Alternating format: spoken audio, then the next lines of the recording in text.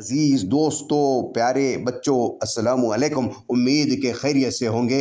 एक दिलचस्प उन्वान बगौर समाअत कीजिए।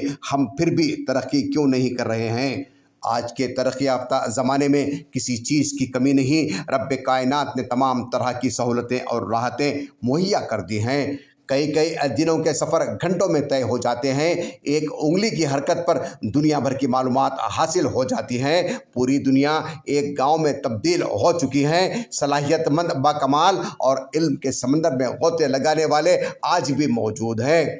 तकरीबन हर एक मैदान में कोई ना कोई माहिर तहकीक करने वाला और दानिश्वर मिल ही जाते हैं। अच्छा लिखने वाले, अच्छा बोलने वाले और अच्छा सोचने वाले इस सरजमीन पर अब भी बहुत हैं, जिनकी तहरीरों से, मुस्बित सोच से हम इस्तेफादा भी करते रहते हैं। लेकिन क्या बात है, हम फिर भी तरक्की नहीं कर पा रहे हैं। अपने आप को तब्दील ना कर सके, जहाँ थे अब भी वहीं हैं। तरक्की के ज़िरे पर कदम नहीं रख पाए, ना तो अखलाक के एतबार से, ना इंसानियत की हमदर्दी और ना प्यार व मोहब्बत के एतबार से हमने अपने आप को संवारा।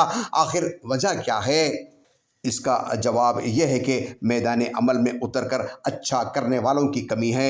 आज हर मैदान में एक दूसरे को नसीहत करते फिरते हैं, लेकिन अमली मैदान में उतरकर काम करने से कोसों दूर रहते हैं। काम से काम होता है खान साहब, ना कि सिर्फ बातों से या धोखा देने से, ज़कात का माल फ्रॉड करने से, ज़जी खाने के नाम पर धोखा, फ्यूचर लीडर विलेज स्कूल खा जाने से, कार पर झूठे चेयरमैन का बोर्ड लगाने से नहीं होता। बात से ज़्यादा हमें खुलूस व लिल्लाहियत के साथ काम करने की ज़रूरत है। हमारा अलमिया यह है कि ज़रा सा कोई अच्छा काम किया जाए तो अपनी तशहीर के लिए फ़ोटो पे फ़ोटो खिंचवाते हैं और सोशल मीडिया पर शेयर करते हैं, जबकि हमें लाहे अमल तय करके हस्ब इस्तिताअत मुसलसिल अच्छाई करते रहना चाहिए। जब मुसलसिल अच्छे काम करते रहेंगे तो फिर हमें हर एक तरक्की की जानिब गामज़न होंगे। अपनी उम्दा से उम्दा तहरीर के ज़रिए इनकलाब बर्पा करने वालों ने यकीनन इनकलाब बर्पा किया। बेहतरीन से बेहतरीन बयान करने वालों ने अपने बयान से बहुत सारे लोगों को राह रास्त पर लाया।